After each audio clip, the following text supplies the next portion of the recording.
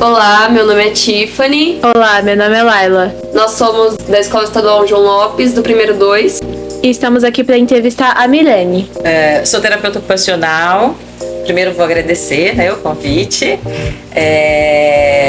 Sou especialista em saúde mental, em ciência forense.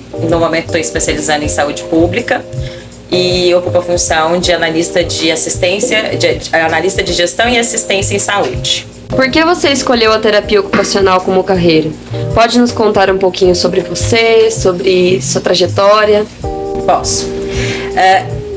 A princípio eu escolhi saúde mental, tá? Sim. Eu não escolhi terapia ocupacional. E aí eu comecei a pesquisar como é que eu chegaria na saúde mental. O que ia me interessar para eu chegar lá. E aí pesquisando, eu tenho uma dinâmica bem agitada, que já é uma questão minha mesmo, um jeito de funcionar agitado, bem dinâmico. E aí eu comecei a dar uma olhada em terapia ocupacional e entender que também é muito dinâmica, que utiliza Sim. muita criatividade. E aí eu falei, acho interessante. E aí escolhi lá para o vestibular de psicologia e terapia ocupacional, passei nos dois e escolhi a terapia ocupacional para chegar na saúde mental. Mas nos dois primeiros anos ela foca completamente em questões fisiológicas, anatômicas, né? Então Sim. teve um momento que eu pensei em desistir, mas aí eu continuei porque o objetivo final é uma construção saudável de cotidiano, apesar de qualquer questão que a gente venha a ter de dificuldade. E aí, pensando que poderia chegar nisso na saúde mental, eu continuei. Aí eu me formei, mas eu não tive bagagem nessa área especificamente na faculdade, foi muito pouca. E aí eu fui fazer o concurso de aprimoramento, passei na Santa Casa de São Paulo para estudar especificamente saúde mental. Então foi aí que eu acabei chegando na terapia ocupacional em saúde mental. Você pode compartilhar algum momento que te deixou orgulhoso de ser terapeuta ocupacional? Nesse caso, eu acho que eu sou muito orgulhosa, porque eu não consigo, assim, te dizer um momento especificamente, mas em todos os momentos que tem evolução do sujeito ou evolução do serviço do qual eu estou inserida, eu me sinto muito orgulhosa, porque o que a gente recebe assim de retorno é a evolução do caso que você está acompanhando, né? Então, se você está atendendo e não tem evolução, eu particularmente encaminho para outro profissional que possa conseguir aí alguma coisa nesse sentido. Então, eu fico muito orgulhosa quando tem resolutividade, quando as coisas são direcionadas e tem resolutividade, quando tem principalmente um efeito no contexto do sujeito. Porque assim, eu penso que não muda muita coisa na vida do sujeito que eu estou atendendo em ser atendido lá no consultório comigo, e no consultório ele consegue fazer um monte de coisa. Ele vai para a escola, ele não consegue. Ele vai na escola, ele não se sente bem. Ou está passando por alguma situação de estigma e preconceito. Ou em casa, ele não consegue passar para casa, para o externo, aquilo que a gente conseguiu alcançar em atendimento, né? Então eu fico muito orgulhosa quando isso acontece, mas de forma efetiva mesmo, dentro de um cotidiano saudável, né? Porque se o caso evolui dentro do consultório e não evolui no social, no meio onde ele está inserido, entendendo que a vida acontece em território, quer dizer que eu não alcancei o que eu precisava alcançar ali. Então eu fico muito orgulhosa quando eu consigo acompanhar um caso e junto, porque quem muda é o sujeito, não sou eu, né? E junto com o sujeito, nesse processo, ele consegue ter uma construção de vida saudável dentro do território que ele está inserido. Você pode nos explicar o que é SUS? Posso. Esse foi o único que eu deixei uma colinha aqui pelo seguinte, só para eu me atentar em ficar limitada, porque o SUS dá pra gente discutir dias e dias e dias, né? Sim. Então eu falei, eu vou fazer uma colinha, porque é uma coisa que eu gosto de falar muito, para eu poder me limitar, né? O SUS é um sistema único de saúde que é muito complexo, né? É muito complexo mesmo. É muito reconhecido fora do país como o melhor sistema público de saúde do mundo.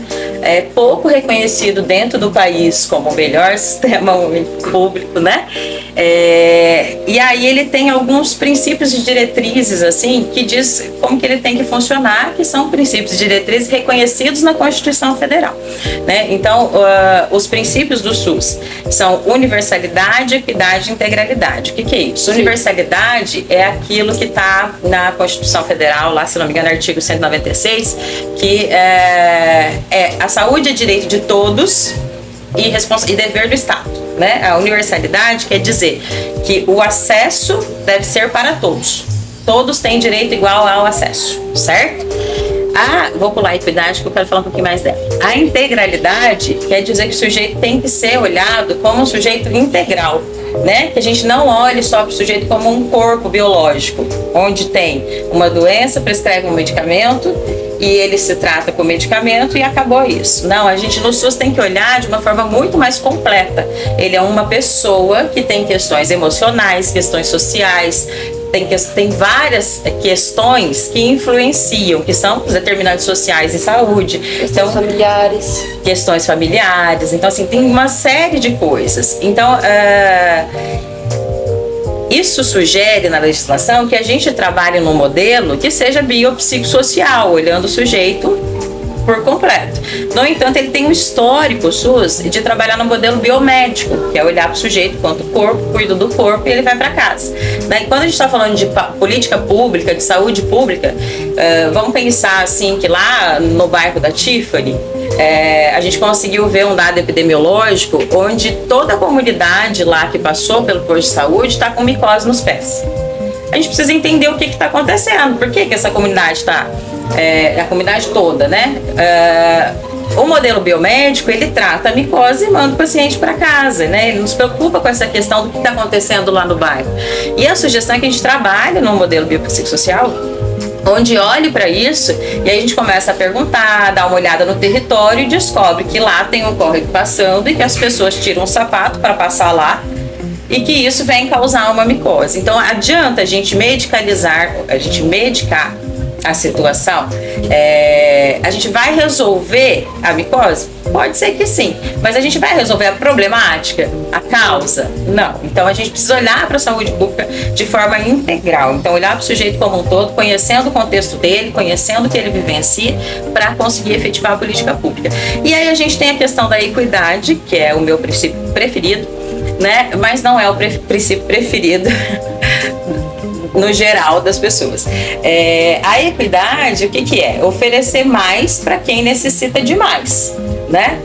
E isso causa um pequeno incômodo, porque geralmente a defesa o direito é igual para todos. Ok. Então vamos supor que nós três aqui temos diabetes, ok? Nós três temos direitos... não, vamos supor que nós três temos diabetes. Não, nós três temos direitos à medicação de diabetes, ok? Quando? Quando a gente tiver diabetes, quando tiver necessidade. Se a gente não tiver diabetes, a gente não precisa do medicamento, correto? Correto. Mesmo que o direito seja aberto a todos, mediante a minha necessidade. Isso em relação a adoecimento é um pouco melhor entendido no SUS. Mas em relação a transporte, por exemplo, não é tão entendido. O paciente, o usuário do SUS, ele tem direito a acesso. Não quer dizer que ele tem direito ao carro da saúde. Ele tem direito a acesso às portas de saúde, ok? E aí, quando vai fazer uma defesa? Eu tenho direito, o direito é igual para todos. Tem que ter uma regulação, é igual para todos na sua necessidade. Então, assim, se você não precisa do carro porque você tem carro, ou se você mora a 2 esquinas do local e você sabe andar, você consegue ir, não necessariamente você vai ter esse direito, né? Você tem direito ao acesso. Mas a equidade é como se ela fosse a balança da justiça social para levar a gente à igualdade. Porque Sim. Quando a gente coloca todo mundo como igual, a gente trata como igual aquele que é diferente em situação de necessidade, tá? Aquele que tem necessidade diferente. Se a gente for falar só de igualdade no SUS, a gente trata ele como igual e não atende ele na necessidade. Então a equidade é que faz essa balança. Então hoje nós estamos vivenciando, isso está na Constituição Federal, né? Isso está há muito tempo no SUS, mas isso não é tão abordado. Então hoje, desde 2022, se eu não me engano, a política estadual, mas a gente tem política nacional, estadual e municipal específica de equidade, né? Para a gente poder discutir as questões, inclusive das diversidades. O acesso é igual para a população LGBT? O acesso é igual para a população negra? Porque a população negra, por exemplo, na pandemia morreu-se mais. Por que morreu mais? Vocês sabem por que morreu mais a população negra? Por Negligência. conta de racismo por parte de atendimento médico? Ou por conta de por prioridade? Por mais de prioridade, eu acho, no caso. Assim, nós estamos num país que escravizou as pessoas por 400 anos quase, né?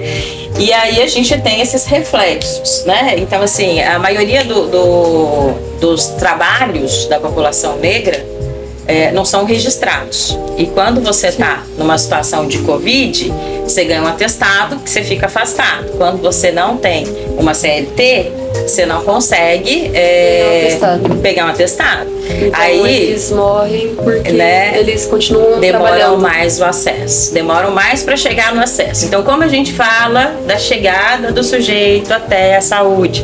Se a gente não falar de equidade, a gente entende assim, mas o Covid abriu um monte de hospital de campanha, abriu um monte de acesso aqui, que o BMS teve o acesso para todo mundo. Sim. Na igualdade tem acesso para todo mundo. Na equidade, como é que a gente chega nas pessoas que têm um pouco mais de dificuldade por outras questões históricas com participação nossa? Porque estamos falando de uma estruturação social. Né? Então, quando a gente pensa em saúde pública, a gente tem que cuidar para não fazer um recorte, né? E pensar só na situação. Tem um adoecimento, vamos oferecer um médico ou um medicamento. Né? Nós precisamos pensar os dados sociais, os determinantes sociais que levam a essa situação e o que a gente faz para ter uma solução aí. Até então, eu estou falando de filosofia do SUS, que são os princípios. Dentro disso também a gente tem as diretrizes do SUS, que são o modo de operacionalizar, né, o SUS. As diretrizes elas são divididas em descentralização, hierarquização e participação social. A descentralização é porque entende-se que o SUS precisa sair de uma gestão. Ele é assim desde que criou, né? Mas que ele não pode ficar lá na gestão do Ministério da Saúde se o que acontece no território municipal são outras coisas. Então a ideia é que tenha-se autonomia para que a gente possa lidar com a situação do território. Então ele é descentralizado, né? Ele tem poder de decisão autônoma, com participação social, que é pelos conselhos de saúde. Os conselhos de saúde são formados a cada 4 anos pelas conferências de saúde, onde tem que ter vários momentos na comunidade, com participação da comunidade, para se levantar essa temática, para eleger esse conselho, e as políticas públicas que acontecem a cada 4 anos, elas sobem para a conferência estadual, de lá são eleitas e sobem para nacional. Então, eu sempre digo assim, a gente precisa entender qual é a nossa participação na construção de políticas públicas. Tanto o trabalhador do SUS, quanto a população em geral, né? Porque quando sai coisas lá em cima, a gente participou de alguma forma, ou não, né? Então, às vezes a gente cobra que a gestão tem que fazer isso, tem mesmo. Mas nós podemos participar, né, dessa construção, nós podemos estar como sujeito ativo da construção de política pública. Como o SUS é financiado e quais as fontes de recursos? O SUS ele é financiado por impostos, né? Tem a questão da Seguridade Social também. Então, assim, o PIS/PASEP, por exemplo, tem um valor que vai para a Previdência, para a Assistência Social e um valor que vai para a Saúde. Os impostos também que entram por arrecadação, eles vão para a saúde, e aí ele é tripartite. Então tem a União, o Estado, o município, certo? Tem o Distrito Federal também nos lugares que são distritais. Então ele é tripartite, ele tem as 3 gestões. Tem o Fundo Nacional de Saúde, o Fundo Estadual e o Fundo Municipal. Okay? O Fundo Nacional, ele tem a obrigação, isso foi na última lei complementar que eu acho, que foi em 93, não vou saber a data, mas ela diz que tem que ser 15% de todo o recurso que entra direcionado à saúde. E em nível estadual são 12% e em nível municipal são 15%. Então acontece, por exemplo, de um ano ser diferente o orçamento do outro ano. O ano anterior pode ser menos ou mais do que o ano atual. Então os repasses acontecem dessa forma. E a gestão ela é sempre tripartite, tá? Ela sempre vai contar com a possibilidade de custeio das três esferas de governo. Então, pode acontecer de uma política ser estadual, mas contar com recurso municipal, de fazer um complemento nessa política que é estadual para efetivar a política no estado. Então, tem alguns serviços que eles não se custeiam sozinhos no SUS, eles não conseguem se custear com o valor que é repassado. Os de saúde mental são um deles, o valor é muito baixo de repasse. Aumentou há pouco tempo, mas ainda é muito baixo, né? Se eu não me engano, foi de 28 mil para 36 na última portaria, mas ele não custeia aquilo que exige. Aí o município tem que entrar com recurso próprio dentro desse 15% ou a mais, porque é 15% no mínimo, e tem que custear o restante do serviço. Como está estruturado em termos de gestão e organização? E é o que eu falei das diretrizes quando eu falei o que é SUS, né? Quando ele vai sendo organizado com recurso. Isso os recursos são uma forma de organização.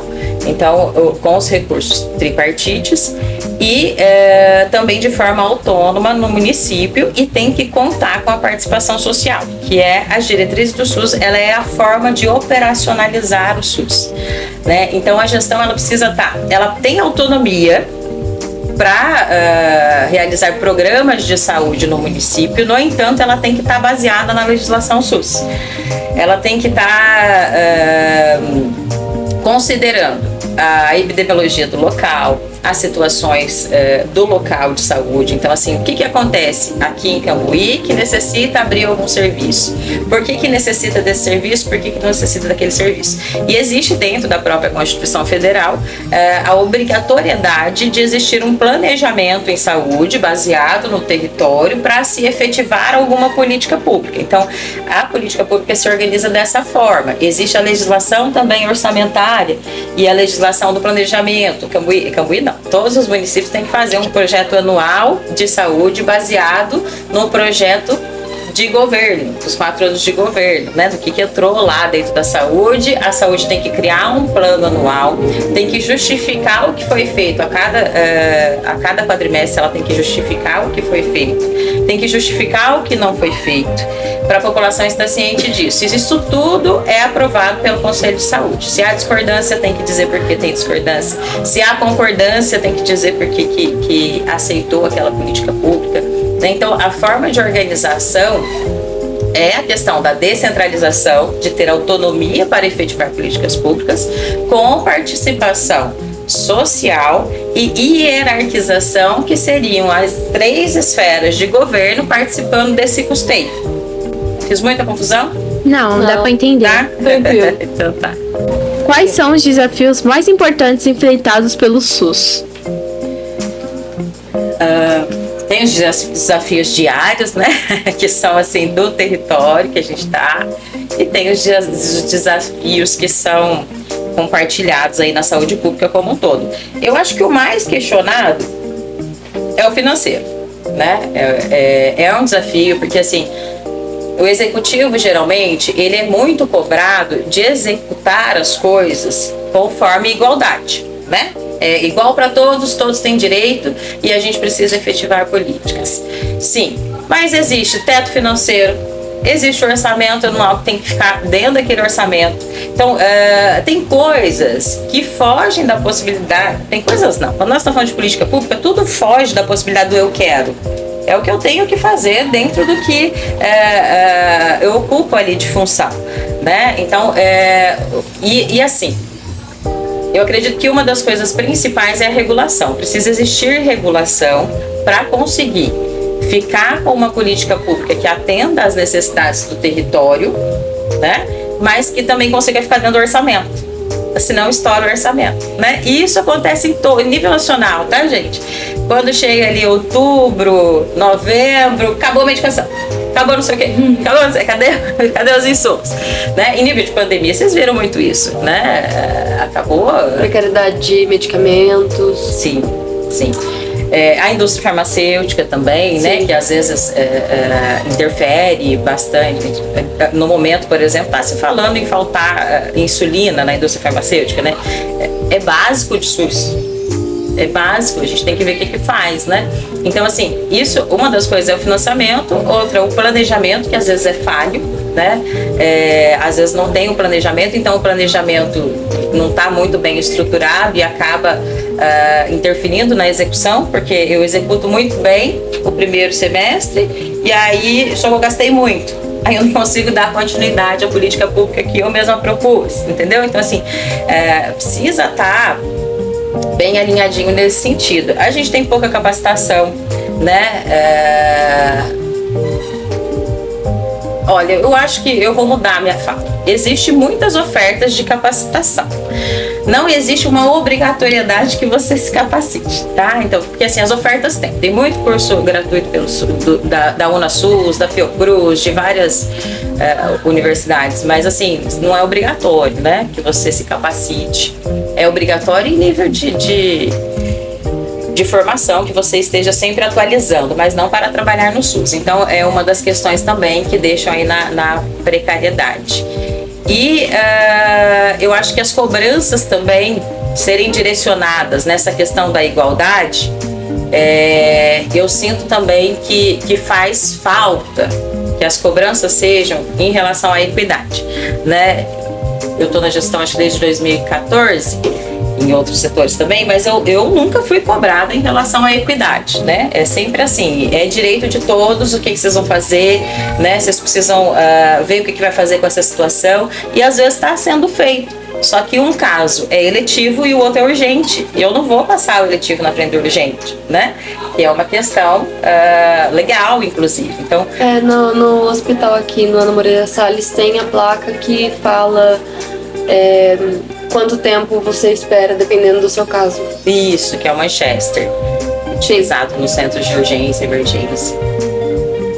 E a atenção primária tem um caderno sobre isso também, mas não é muito usado porque a proposta é acolhimento. Eu acho que os desafios maiores são esses mesmo. E aí tem questões pontuais que são do território, né?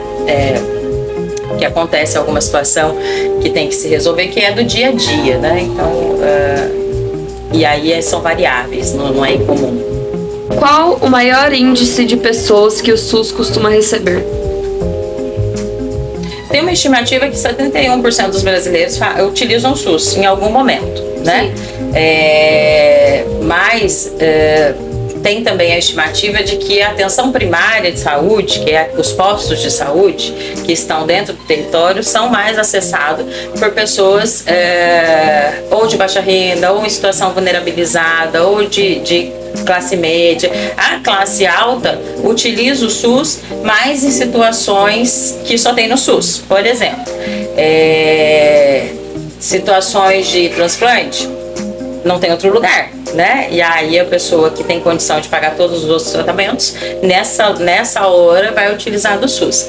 Mas estima-se que 71% dos brasileiros, e a maioria que utiliza o serviço, são pessoas que necessitam mais, de fato, mas em questões de condição financeira.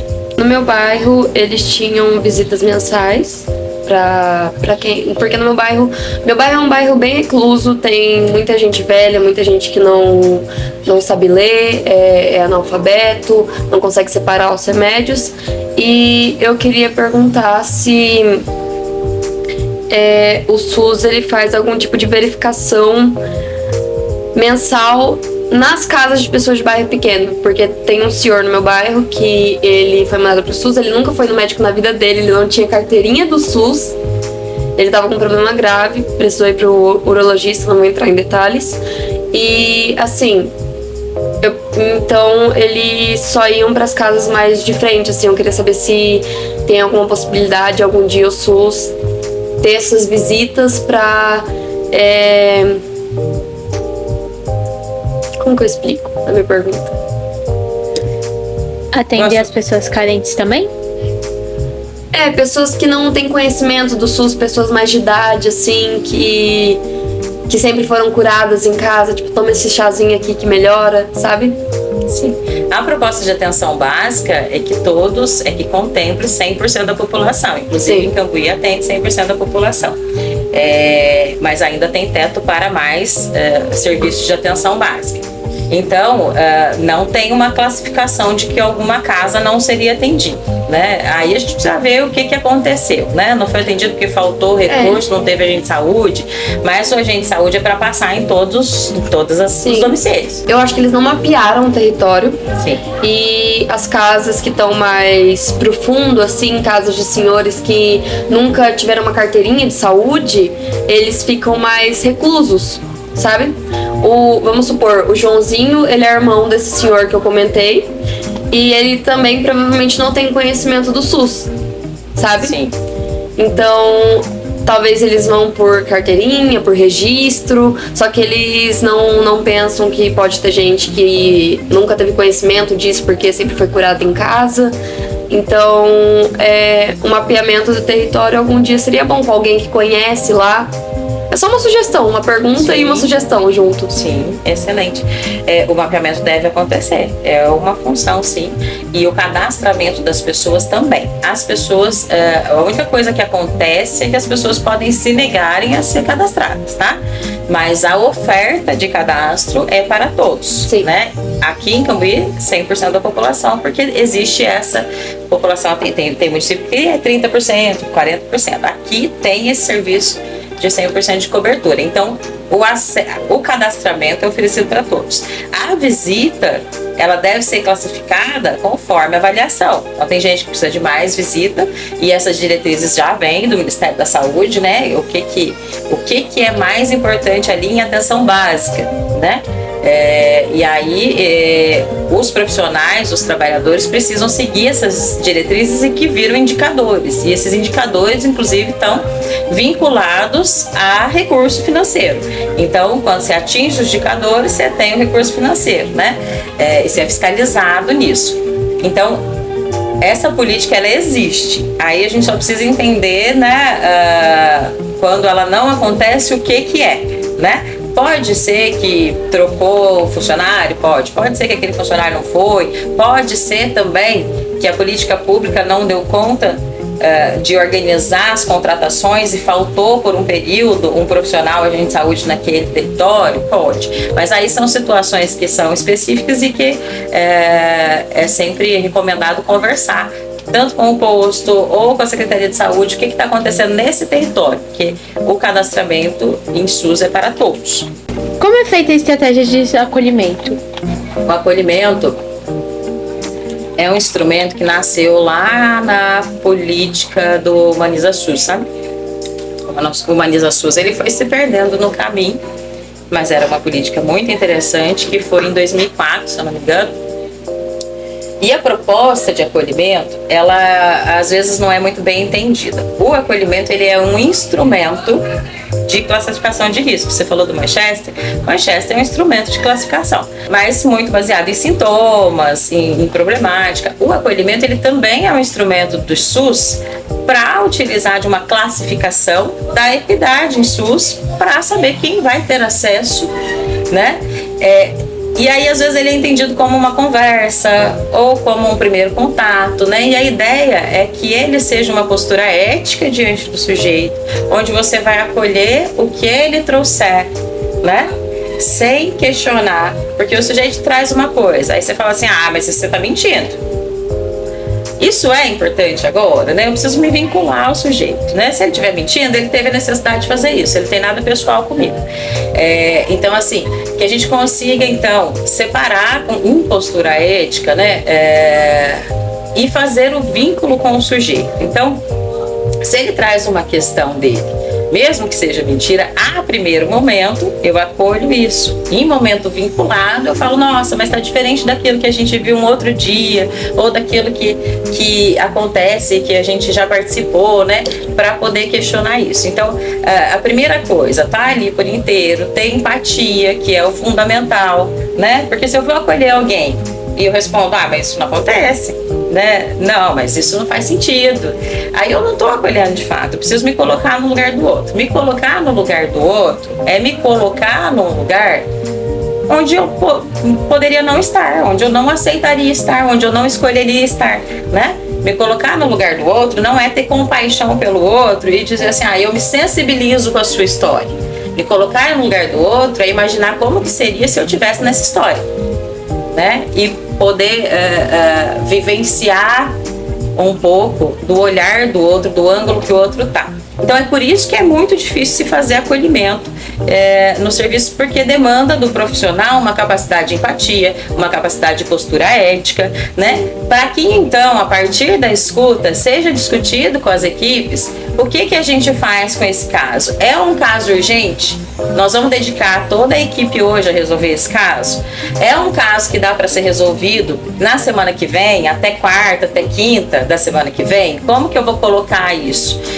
Ou é um caso que dá para ser eletivo? Ou é um caso que chegou e queria dizer que queria reclamar a respeito da vacina e eu tinha vacina ali, eu direcionei para a sala de vacina e já resolvi. Então, o acolhimento, ele faz direcionamentos dentro da política pública, dentro da saúde, para que seja resolutivo. Não são encaminhamentos fragmentados, onde a pessoa chega, tem uma queixa, a queixa é cardíaca, manda para o cardiologista. Né? A queixa é ortopédica, eu mando para o ortopedista. A ideia do acolhimento é entender o sujeito dentro do contexto dele, considerando a integralidade do cuidado, considerando que tem muitos casos, se eu estou falando que o SUS é biopsicossocial, tem muitos casos que o social é determinante para uma questão de saúde, e aí eu vou articular esse caso com o setor de assistência social, às vezes vou precisar do CRES, vou precisar do CRAS.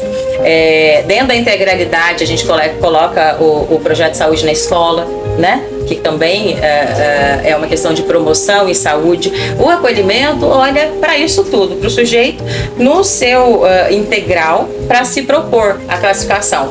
Isso é urgente, se não é seletivo, se não é, né? Mas ele é muito usado assim como se fosse, eu acolhi a pessoa, eu conversei com ela, eu acolhi, né?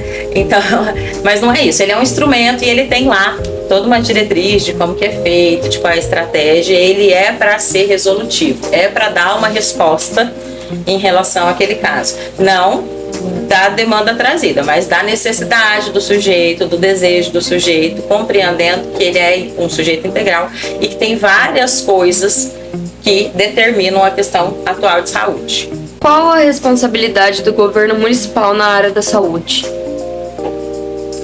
O governo municipal, ele, como eu falei, o SUS é descentralizado. Então, a organização, o planejamento, a saúde no território é toda do governo municipal, né? Ele tem recursos que vêm das outras duas instâncias, mas a forma de organização disso, ela é municipal. Até que a descentralização, muita pessoa fala que chama de municipalização, porque é a ideia da gestão ser municipal da saúde pública que é do território, contando com recursos que também vêm de fora. Então, os gestores, por exemplo, eles têm a CIB, que é a Comissão Intergestora Bipartite, que é no Estado, onde se discute políticas públicas.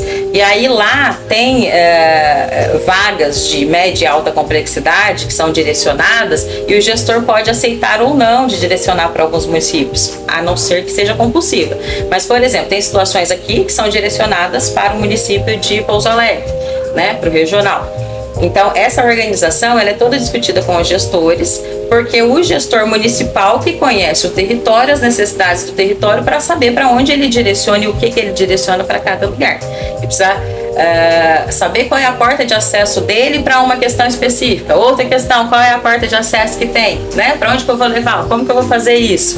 Então, é o gestor municipal que é responsável por toda a saúde pública do município, mas não quer dizer que ele seja responsável por todo o financiamento. O financiamento é tripartite, mas a construção de política pública municipal é de responsabilidade municipal, baseado em diretrizes que são unificadas para todos e na legislação SUS. O SUS em Cambuí já enfrentou falta ou escassez de material para trabalhar? E quais foram as medidas tomadas para resolver? Obrigada, eu me perdi. A pandemia, né? Com certeza. E assim, já teve momentos também, como eu falei, finais de ano, que aconteceram sim, e acontecem ainda, né? De faltar um medicamento, de faltar alguma coisa assim. Mas assim, que foi gritante na pandemia, né? A pandemia teve muito recurso, vocês devem ter visto, entrou muito dinheiro para o SUS, entrou muito recurso, mas os recursos, eles são todos vinculados a algum tipo de destino. Então, não é assim, Chegou recurso, faça o que quiser dele, né? Ele chega direcionado para aquilo lá. E tem alguns que eles abrem para a possibilidade de decreto emergencial, onde você pode utilizar naquilo que você precisa no município.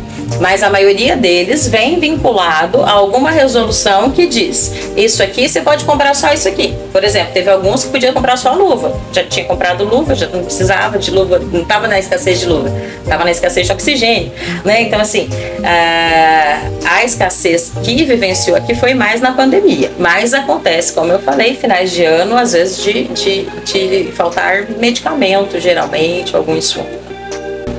Qual foi a pior época do SUS antes da pandemia do Covid-19?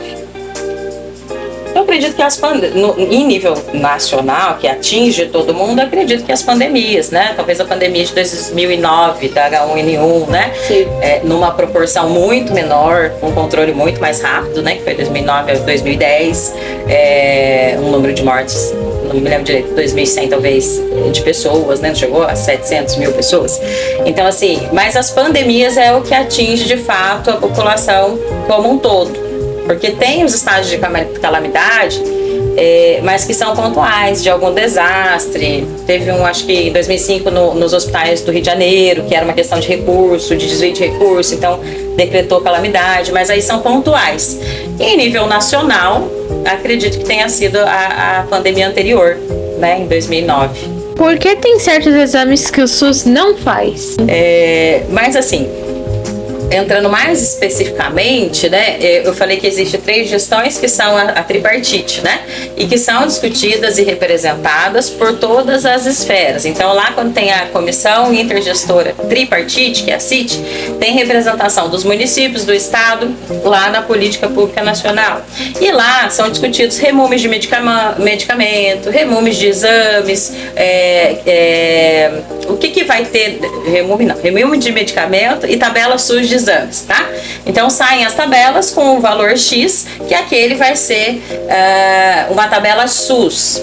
E aí o município define se aquilo cabe na realidade do município, se precisa de uma quantidade naquele orçamento, né? Mas uma das discussões que foi inclusive para a última conferência de saúde é que não está sendo revisada essa tabela. Então essa tabela ela está precisando de revisão, tem coisas novas que entraram, tem coisas novas que precisam ser revistas e tem valor que precisa ser revisto porque o pagamento é muito baixo, né? Então, não são pagos porque não estão na tabela SUS, tá? Mas precisa ser discutido alguns que devam entrar para a coletividade, que é aquela discussão que eu falei. Se é uma pessoa que precisa, não faz sentido entrar na tabela SUS. Se é um coletivo justificado por uma estatística, aí ela passa a entrar na tabela, deveria passar, né? A discussão é essa. Deveria entrar na tabela para atender o coletivo, porque o SUS ele é pensado para o coletivo. Como funciona o sistema de transplante? O sistema de transplante no Brasil, ele é conhecido como o melhor do mundo e é o que mais transplanta no mundo de forma gratuita, porque o que mais transplanta é os Estados Unidos, mas lá é pago, então se você não tiver condição... Você precisa pagar até se você passar mal na rua e chamarem a ambulância. Exatamente. Se você não tiver condição, é difícil de você sair de lá, se você entrou, né? Eles não vão te atender, na verdade, né? Eles negam atendimento porque não existe uma política de saúde pública, então não acontece nada se eles negar o atendimento. E aí o SUS não, o SUS ele consegue ser muito organizado na questão do transplante. O transplante é uma situação de alta complexidade. Quando vocês me perguntaram da organização, vocês perguntaram de organização, né? Acho que eu não falei disso, que também tem a questão. Dentro da hierarquização tem a questão de separar as complexidades, né? Baixa, média e alta. O transplante está na alta complexidade e ele é igual para todos e é o que é regulado por equidade em todas as situações. Então, né? O Faustão precisou de transplante, ele vai para a mesma fila que uma pessoa que estava em situação de rua, foi levada para o SAMU, para um hospital de alta complexidade, foi entendida a necessidade de transplante, eles entram na mesma fila. Mas qual que tem mais necessidade? Aí depende da avaliação, da classificação. Que jeito que vai regular isso? Não tem a ordem de chegada? Tem a ordem de chegada.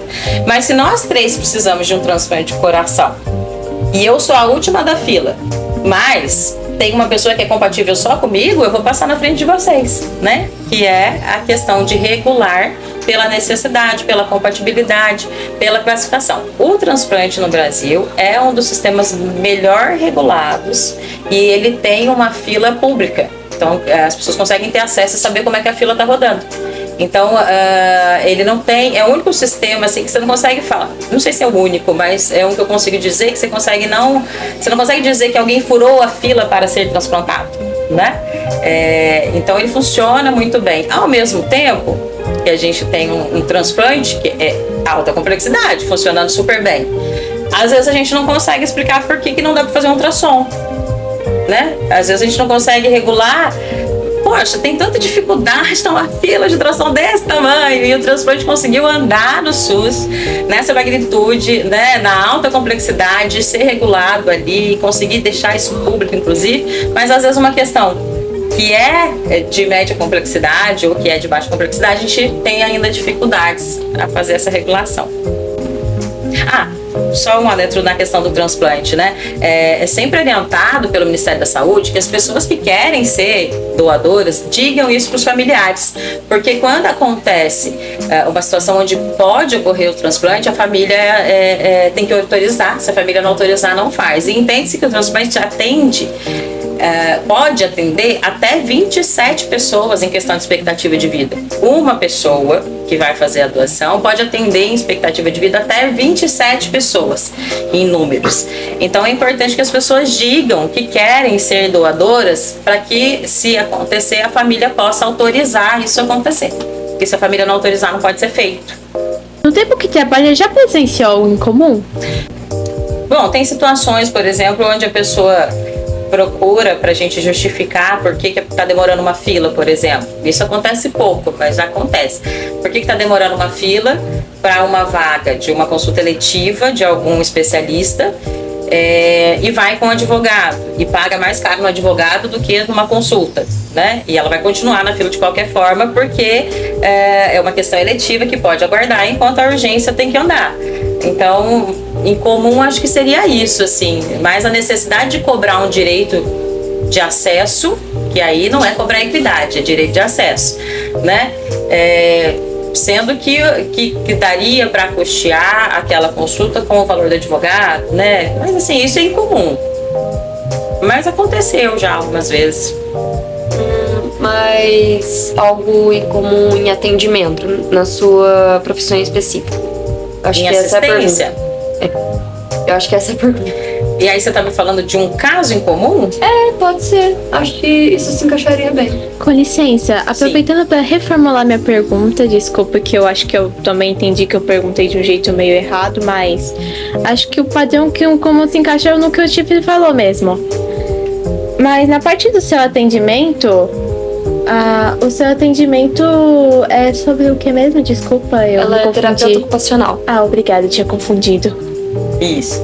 A minha trajetória é toda na saúde mental. Então, de parte de assistência, minha trajetória é toda em saúde mental. E aí, na questão de função atual, é de analista de gestão. Sim. E aí, você me perguntou de algum caso em comum, né? Ó, porque eu tô com dificuldade de responder. Eu entendo o sujeito como singular. Sim. Então, todos eles são diferentes para mim. Sim. Né? Não por uma diferença diagnosticada, mas porque nós somos sujeitos diferentes, então cada história é única, né? E aí, eu não consigo dizer que existe um montante que é comum e essa situação que descola do que é comum, porque para mim todos são individuais, são singulares no sentido de assistência. Se eu estiver falando de gestão do SUS, eu estou falando de uma coletividade que precisa ser atendida por uma política pública. Se eu estiver falando de avaliação na assistência, que é o que eu falei de acolhimento, eu estou falando de sujeito único, de sujeito singular, que precisa ser visto de acordo com a realidade dele, para se oferecer a integralidade de cuidado a ele. Então, na assistência, eu diria que cada caso é individual, é singular e diferente um do outro. né? Eu não conseguiria classificar na coletividade, acredito. Tem histórias que chocam, né? Assim, eu acho que isso eu vivenciei em hospital psiquiátrico, né? Aí sim eu posso dizer que tiveram histórias que seriam incomum em nível de comportamento humano, porque daí entra no que a gente estava falando antes, que lá teriam pessoas com a questão da psicopatia, né? E aí tem casos que são incomum, porque não é comum no comportamento humano. E sobre a questão das drogas, o SUS tem alguma responsabilidade com os usuários? Tem muita, né? Tem muita responsabilidade. Esse assunto é outro assunto que dá para ficar dias discutindo, né? Eu entendo e acredito que os trabalhadores do SUS também entendam que drogas é uma discussão de saúde pública. Sim. Tá? Apesar dela ser discutida muito na criminalidade. Então, uma das questões é começar a discutir drogas como uma questão de saúde pública, né? E as pessoas falam que está vinculada à criminalidade. Tem países que não têm alto índice de criminalidade, então na hora de se falar em drogas, não se fala em alto índice de homicídio relacionado à droga. Então nosso país tem um alto índice de violência, e quando se fala de drogas, estamos falando também da violência relacionada à questão drogas. Então assim, quando a gente vai discutir saúde pública relacionada às drogas, a gente tem que cuidar com as questões de valores, preconceitos, princípios e como isso está estruturado na nossa sociedade, né? Então a política pública por muito tempo propôs que essa demanda fosse higienizada, que essa demanda fosse tirada da onde me incomoda, para parar de me incomodar, né? E com a proposta de tratamento, né? São as internações em hospitais psiquiátricos, são as comunidades terapêuticas, são as propostas de vamos tirar essa pessoa daqui e mandar para outra cidade, né? Que daí a outra cidade que vai ver o que vai fazer. Então assim, a gente tem que tomar um cuidado para se discutir e pensar também. Quando a gente vai discutir drogas, nós estamos falando de qual droga? Nós estamos falando de ilícita. Ilícita. Eu acho que essa é a ideia. Certo. E aí a gente precisa puxar para a ideia de contemplar todas. Porque senão a gente fica na ideia de que é a ilícita que faz mal, né? A ilícita faz muito mal também. Isso. E aí, assim, como é que a gente olha para a questão do tabaco, para a questão do uso de álcool? Como é que a gente olha para a questão do uso de excesso de benzodiazepínicos, que são os que terminam em pan, né? Clonazepam, diazepam. Como é que a gente olha para esse contexto de aumento de uso de zolpidem, um aumento significativo dos psiquiatras estarem preocupados, de dizerem, olha, vamos olhar para isso, olha só como é que tá, né? Então, assim, a questão drogas é uma discussão de saúde pública. Mas eu acho que a discussão é entender que as drogas incluem as lícitas, né? E entender que ela precisa sair da criminalidade, né? Da marginalização, porque isso é um histórico de construção social onde essa nossa sociedade ela foi construída mediante a 400 anos de escravidão, depois não deu emprego para as pessoas que foi dito aí que a escravidão acabou, e aí, né? Vamos lá entrar no mercado. Cada um vai fazer o seu papel aí. Agora você que vai trabalhar, vai fazer o que quiser. Vou trabalhar também. Exato. Vou trabalhar onde? Inclusive, uma questão muito gritante é que a maior parte da população brasileira é negra, mas você quase nunca vê um negro numa posição alta em um trabalho que é registrado, né? Você nunca vê um negro numa posição de chefia em alguma... É bem difícil você ver. Sim. Só que seria muito mais comum porque a população negra é muito maior do que a população branca aqui no Brasil. Negra, parda, e você sempre vê pessoas brancas costumando às vezes ser homens, sempre em posições maiores, inclusive às vezes nem negros têm alguma empresa que é muito remunerada, muito grande. Sim. Né?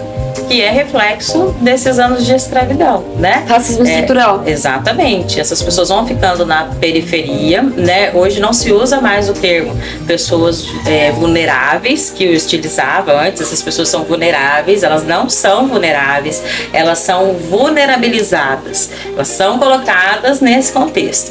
E aí, só que para mudar isso, né? Eu vou falar por mim, né? Eu que vivo nessa sociedade que foi estruturada dessa forma, para fazer a desconstrução do meu preconceito, preciso entender o meu lugar de privilégio, né? Se eu não entendo o meu lugar de privilégio, na hora que eu vou cobrar o SUS, eu não vou aceitar a equidade, eu quero igualdade. Eu não vou saber que na hora da largada eu saí primeiro.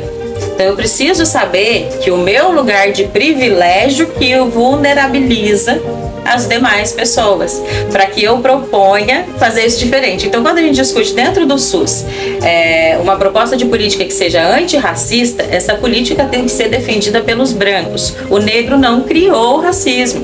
Então, não adianta falar assim, mas ele que se sente assim, né, ele está se vitimizando. Não, fomos nós que criamos. Então, é nós que temos que lutar para acabar com isso, né? Porque senão a gente entra numa questão onde a pessoa que sofre uma questão tem que dar conta disso, que sofre porque nós criamos, né? A questão do preconceito. Isso na droga, né? Por que eu entrei na questão da escravidão, né? Porque as periferias foram sendo formadas dessa forma, onde não tinha espaço num outro lugar, teve que se formar onde era possível, não tinha emprego, né, para essas pessoas. Então, assim, tinha cartazes, se vocês procurarem aí no Google, vocês vão ver cartazes dizendo contrata-se menos negro, contrata-se né? Ou se não, contrata-se pessoa bonita, exceto negro. Então tinha essas questões, e tem questões que vêm enraizadas e que a gente vai reproduzindo e nem percebe que está reproduzindo. Às vezes a gente tem um racismo que é inconsciente, por exemplo, eu não posso negar tal coisa pra essa pessoa porque ela é negra. Exato. Sabe? É uma coisa que a gente faz tentando incluir mais, só que a gente tá cometendo uma forma de racismo por não ver a pessoa do mesmo jeito que a gente se vê, entende? Ou do jeito que ela é. Sim, né? Exato. Que é a questão da equidade. Uma pergunta à parte sobre as drogas.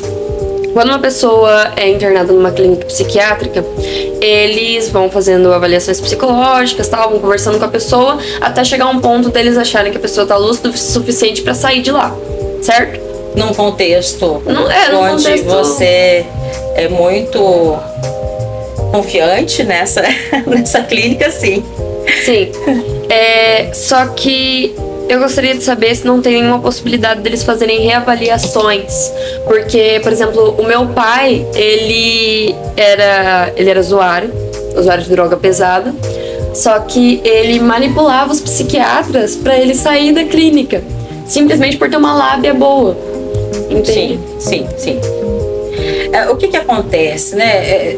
Puxando aí a situação para a saúde pública, a ideia é que os tratamentos aconteçam no modelo de redução de danos, né? Por quê? Porque quando eu falo aí da questão histórica, eu quero dizer que tem pessoas que não tiveram muitas outras oportunidades. E aí as pessoas, né, no geral, as pessoas que têm uma estrutura, as pessoas não, nós todos temos uma sociedade dentro de uma estrutura preconceituosa, vai se questionar que tem sim a oportunidade, mas que a pessoa escolhe usar, que a pessoa escolhe vender, que a pessoa escolhe roubar, enfim, né? Sem considerar como que a nossa sociedade foi estruturada, como que está estruturada a periferia, como que a gente olha para isso. E aí, o Ministério da Saúde propõe que a gente trabalhe com redução de danos, que é uma grande temática, que é uma grande discussão, inclusive, entre os profissionais da assistência, né? Por quê? A redução de danos não quer dizer redução do uso, quer dizer redução dos danos que o uso causa. Quem decide o que é dano para você, Tiffany? Um médico, às vezes até um psiquiatra, né? Então, mas se a gente for falar de saúde integral, de acolhimento, a gente precisa considerar o que o sujeito decide para ele, né? Então, às vezes o sujeito está numa situação onde que para ele o dano maior é uma outra coisa da história dele, e que ele está se aliviando com o uso de droga, e que se tirar o uso de droga ele vai cometer suicídio, porque ele não está aguentando agora nesse momento, ele precisa de alguma coisa que alivie. Se for álcool, tudo bem para nós, né? Mais ou menos. Mais ou menos? Mas em nível de contexto social, em nível de maioria.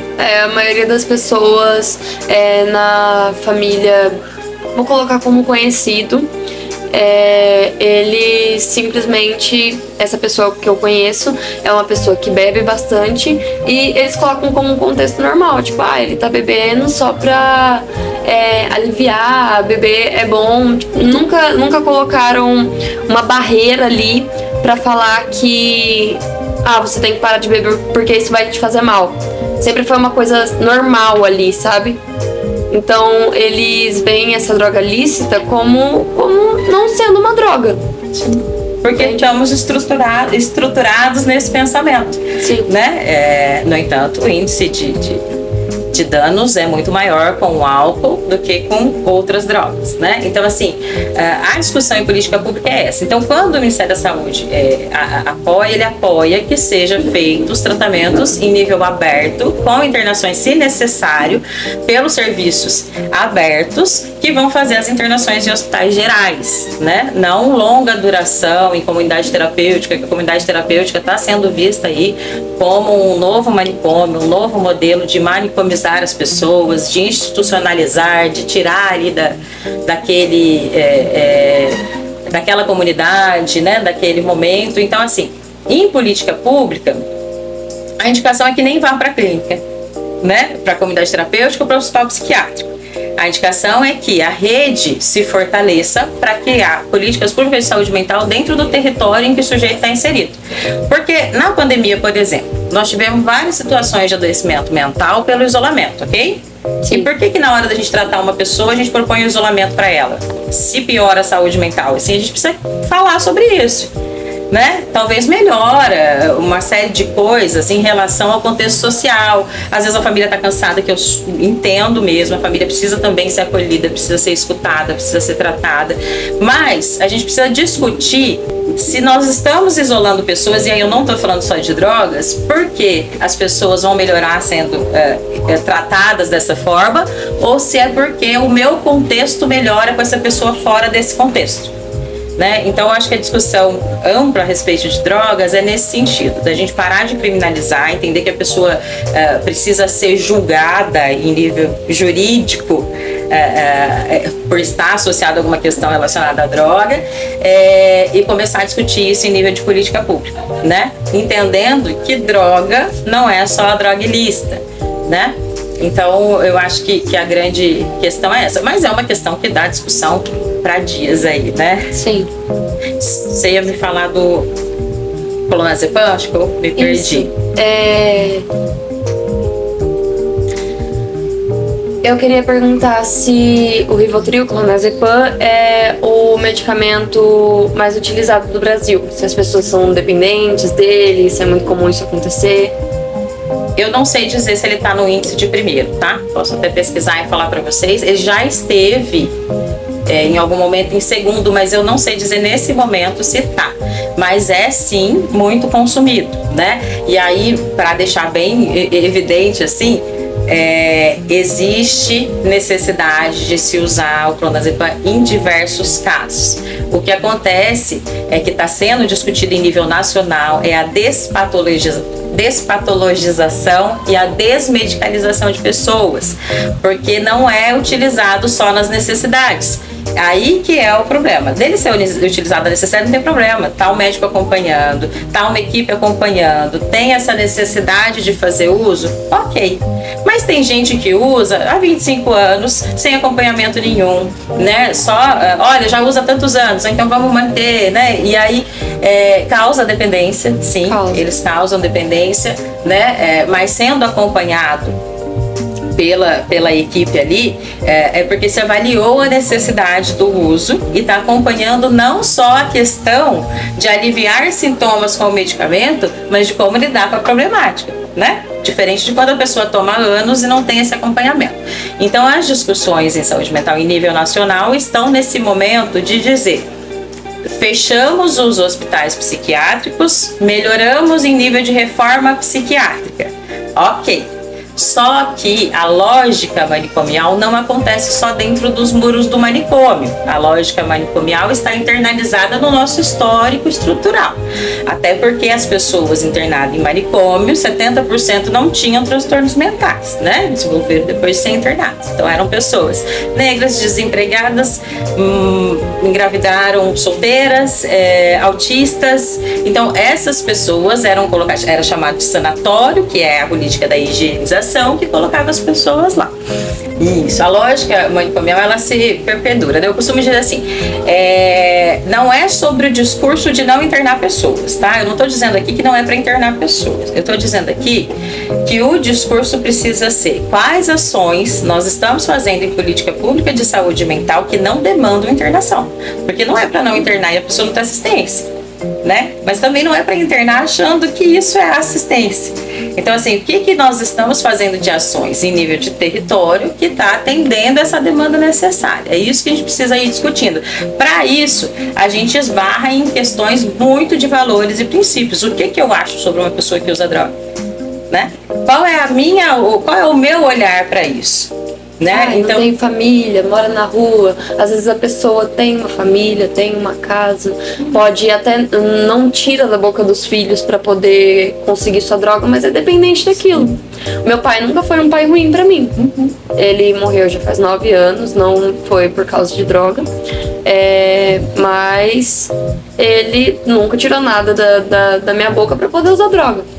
Ele não foi um marido bom para minha mãe, mas ele foi um ótimo pai para mim. Que é conseguir separar uma coisa da outra. Eu sou separada, as pessoas perguntam assim pra mim, ele é um bom pai? Eu falo, não sei, ele não é meu pai, né? Ele é um bom amigo, ele é meu amigo, mas ele não é meu pai, então tem que perguntar pro meu filho, né? Se ele é bom pai. Meu pai é bom.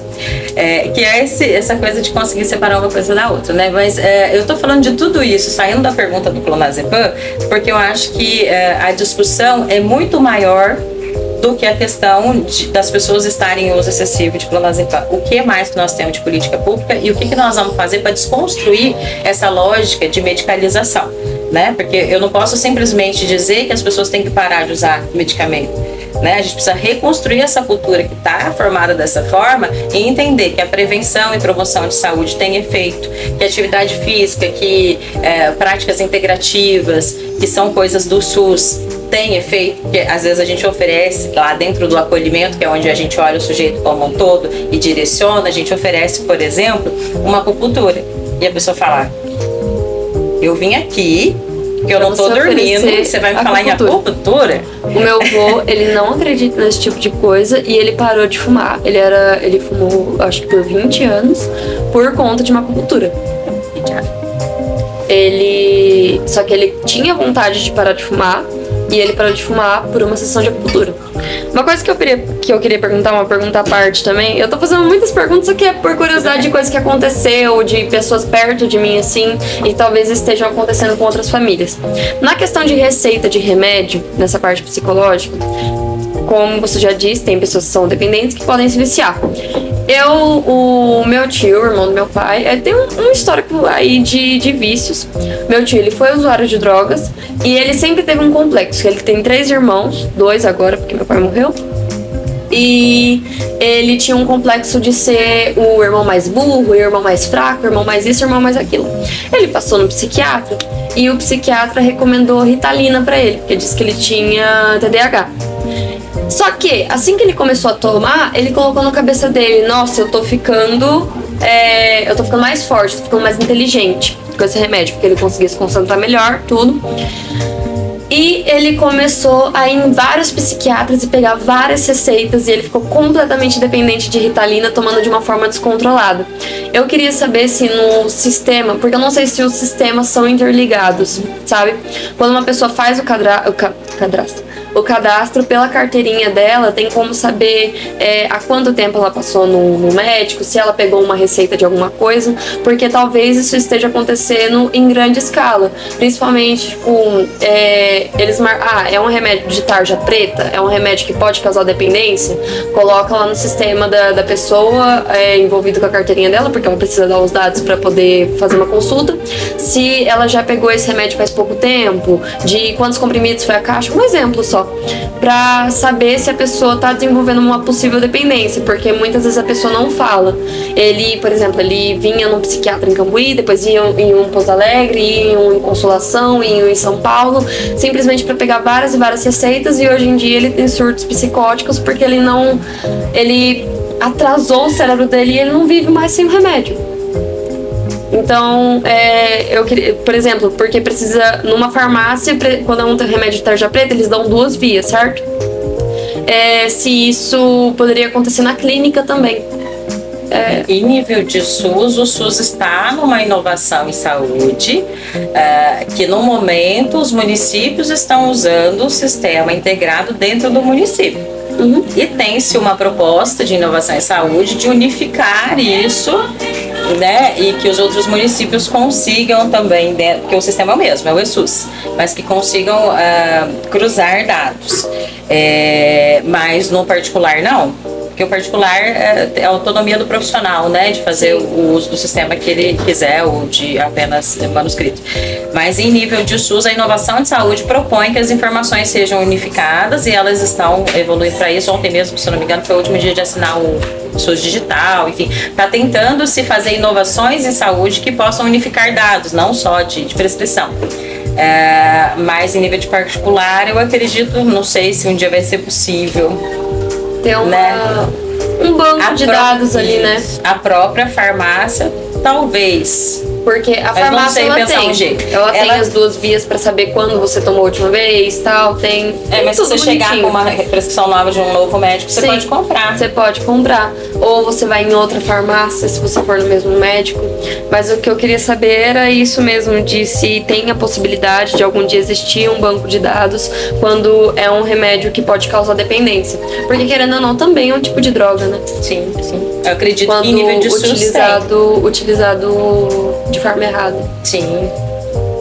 Eu acredito que em nível de SUS tem. Mas aí, se eu for pensar em política pública, a gente tem que pensar mesmo o caso que procura vários médicos, né? O que nós da política pública vamos fazer em relação a esse caso? De orientação, de estar mais próximo, de olhar para esse caso e entender o que está acontecendo, né? Então, assim, querendo ou não, esbarra de uma política pública, sim. E tem as fiscalizações, né? Eu, por exemplo, sou fiscalizada no particular também, tanto pelo meu conselho quanto pela vigilância e tudo mais. As farmácias também são fiscalizadas, os outros profissionais também. Mas em nível de SUS, a proposta de evolução já existe, já está funcionando. Em Cambuí, eu posso dizer que já está funcionando para todos os postos de saúde, mas ainda não está unificado a todos os serviços de saúde do município. Sim. Mas os postos de saúde, por exemplo, se você pedir uma receita no seu posto de saúde e aí você vai lá na casa da tia que mora em outro lugar e pede uma receita lá, o sistema é o mesmo. Aí você não consegue, você está cadastrado no lugar, né? Nem do outro município não consegue, porque você está cadastrado aqui, é a população daqui. E para cadastrar vai ter que ter um documento que você mora aqui, né? Então aí isso já está limitando um pouco. Como se sente por ter estado aqui hoje? Eu me sinto bem aqui hoje, mas eu fiquei muito feliz de ser convidada, mas eu fiquei mais feliz de que a escola queira discutir SUS, né? Eu acho que assim, a questão é que precisa ter mais participação social, e para ter mais participação social precisa ter conhecimento de que pode participar, de que jeito que funciona, né? E a escola trazer, né, os alunos trazerem uma necessidade de falar sobre SUS, aí isso me deixou extremamente feliz, né?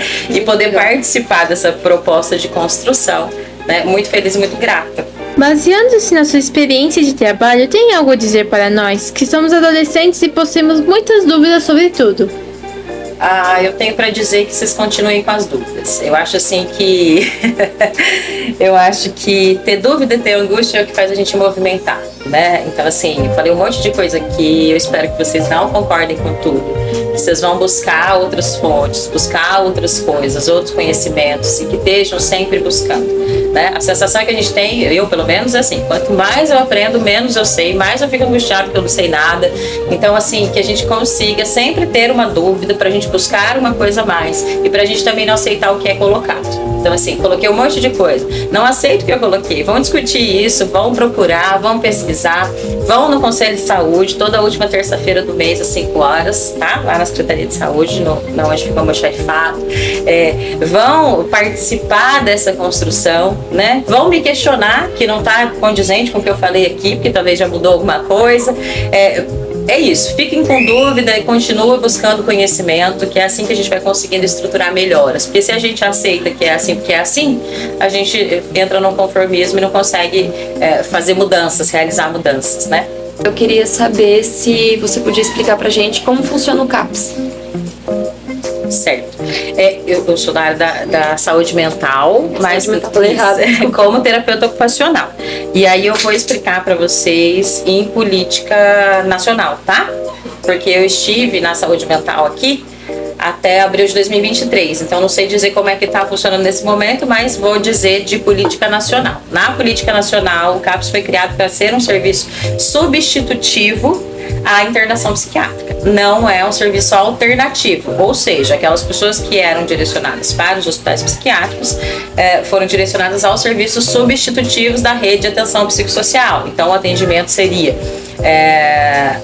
diário naquele local, se avaliado dessa forma, né, que seria intensivo ou semi-intensivo, mais espaçado, ou não intensivo, eletivo já para alta. Pensando sempre em reabilitação, estratégias de reabilitação psicossocial. Então, o sujeito que é atendido no acolhimento inicial seria uma demanda de crise, uma demanda aguda de transtorno mental ou uso de álcool e outras drogas, e que ao longo do tratamento vai se fazendo uma reabilitação psicossocial para que então volte ali. Eu não gosto da palavra reabilitação, é essa que está na resolução, tá? Mas aí é a questão da terapia ocupacional, principalmente na área que eu sei que é terapia ocupacional dinâmica, que a gente entende que nós não estamos falando de reinserção, nós estamos falando de inserção, porque nós estamos numa história, num histórico aí estruturado, onde nós nunca permitimos a inserção. Então fica muito difícil a gente discutir que vamos reinserir. Tem muito sujeito que nem foi inserido, então, né, temos que discutir a inserção, né, do sujeito. Mas enfim, os CAPs, eles são também organizados dentro da política pública por algumas diretrizes, né? CAPs 1 até de 20 mil habitantes para cima, cidade, até 70 mil habitantes, CAPs 2, 70 mil habitantes até 200 mil habitantes, para cima CAPs 3, e o CAPs 3 funciona 24 horas. Junto com isso, toda essa rede, que daí é uma portaria a mais, além da legislação base, ela deve ser intersetorial, ela deve funcionar com os outros setores, né? Não tem como atender demandas que esbarram em contexto social sem a participação do serviço social, da assistência social. Tem casos que são urgentes que vão precisar sim de uma internação de curta duração, então a gente tem que articular com o hospital geral. A proposta da política pública de saúde mental é que seja se tratado na comunidade onde ele vivencia, no território, considerado que o território é onde a vida acontece, né? Então os tratamentos de saúde mental devem ser oferecidos dentro do território, não necessariamente dentro do CAPS, né? A atenção primária tem que participar, o CAPS tem que sair do CAPS e oferecer esse auxílio também lá na casa, em visitas, em conhecer esse contexto como um todo, para se poder então ter ações que não demandem a internação, né? Senão a gente demanda a internação com uma lógica manicomial.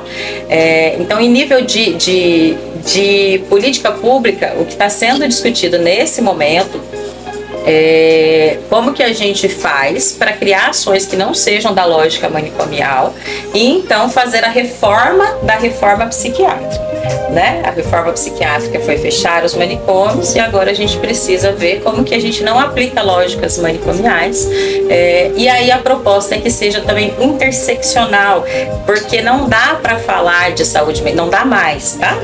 Quem já me viu falar de saúde mental já viu eu falar sem tocar nesses assuntos, mas nesse momento agora que nós estamos, em nível nacional não se discute mais saúde mental sem discutir uma política pública antirracista de saúde e uma política pública anticapacitista de saúde, né? Porque se eu entendo que isso não é um problema, e se a pessoa está dentro de um contexto, de um determinante social, sofrendo com um transtorno mental, eu não consigo atingir a resolutividade desse caso. Então eu preciso discutir que o SUS tem a política de saúde mental e deve ter uma interseccionalidade com a política antirracista e com a política anticapacitista. E discutir isso junto para ver o que a gente evolui nesse contexto. Uma coisa que eu queria perguntar, você pode me explicar o que é capacitismo para mim saber se uma certa situação se encaixa? Certo. O capacitismo é quando a gente entende a pessoa com alguma deficiência e utiliza de alguma discriminação até de nível estrutural sem perceber isso, né? Então, um exemplo, deu uma de João sem braço. A gente está entendendo que a pessoa que se faz de tonto deu uma de pessoa que não tem o braço, né? A gente usa isso como referência. Então, a gente utiliza isso de forma estruturada também, e a ideia é a gente entender que as pessoas com deficiência têm várias capacidades. É nós que precisamos adaptar os serviços, as escolas a receber essas pessoas. E o capacitismo é a gente colocar aquela pessoa numa situação de onde ela não tem a capacidade, só porque ela tem a deficiência, que é uma condição. Julgar, né, ela por alguma neurodivergência, algum transtorno que ela tem, alguma deficiência, e negligenciar ela de certas coisas por conta disso. Isso. Ou, por exemplo, tratar a lei de cotas das empresas como cumprir vaga para não pagar imposto. Mas eu entendo que a pessoa não tem capacidade para estar lá, porque ela tem uma deficiência. Ou, por exemplo, tá conversando com alguém que é cadeirante e tá com alguém do lado, e a gente fala assim, qual é o nome dela? Como se a pessoa não estivesse ali. Como se a pessoa não soubesse responder, né? Isso. Como se a gente desconsiderasse o sujeito, porque para mim é diferente, não é comum, é diferente. A gente desconsidera o sujeito ali e coloca que essa capacidade de responder é da mãe dele, como né? se estivesse falando de um bebê, por exemplo, que não tem as capacidades que a gente tem. Isso. E o bebê escuta, a gente tem que aprender também, né? Mas a gente faz isso. Então, a ideia é que a gente consiga desconstruir essa lógica de que a pessoa com deficiência não tem capacidades. E se a gente for entender o ser humano como um todo, tem várias capacidades que eu não tenho e que vocês têm, né? Nós não somos sujeito único. Então, a avaliação das pessoas com deficiência também é essa. Não são sujeitos únicos, tem capacidades que tem e que o sujeito tem que eu não tenho. Então, não é para a gente negar que existe uma deficiência. É para a gente entender, dentro da equidade inclusive, o que a gente propõe para que essa pessoa tenha o mesmo acesso da outra, que é cumprir com o direito, mudando o jeito de acesso. Né? Mas o capacitismo ele vem nessa ideia da gente desconstruir algumas questões que são estruturais para então entender e aceitar o sujeito junto com a gente na inclusão. Como é que faz inclusão se eu entendo que ele não deve estar?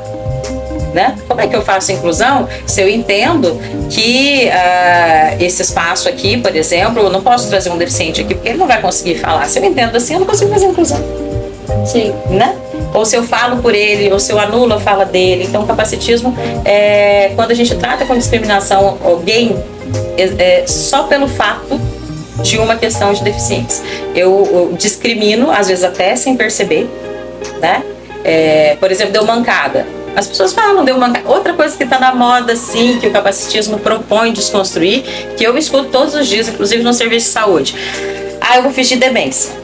Vou fingir demência. Né? Que é colocar o outro, eu vou fingir que eu não sei de nada, e aí eu coloco o outro que tem uma situação de demência numa situação de que ele não sabe de nada.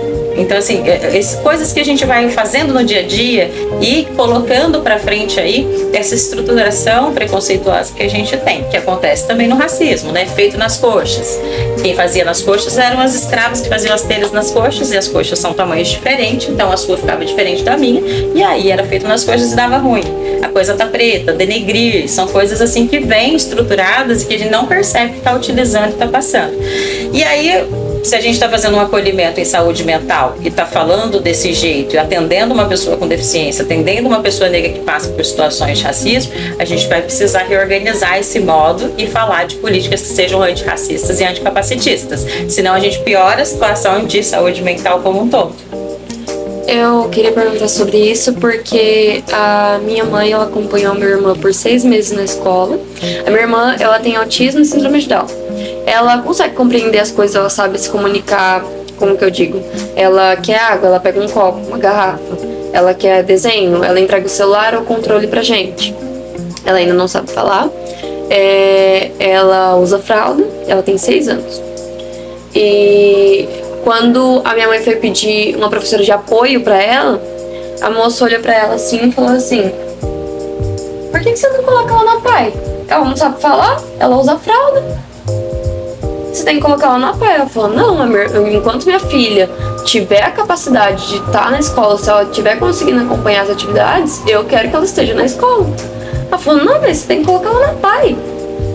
A minha mãe ficou brava, foi lá na secretaria, conversou, deu tudo certo no fim. Mas eu queria saber se isso se encaixa na questão de capacitismo.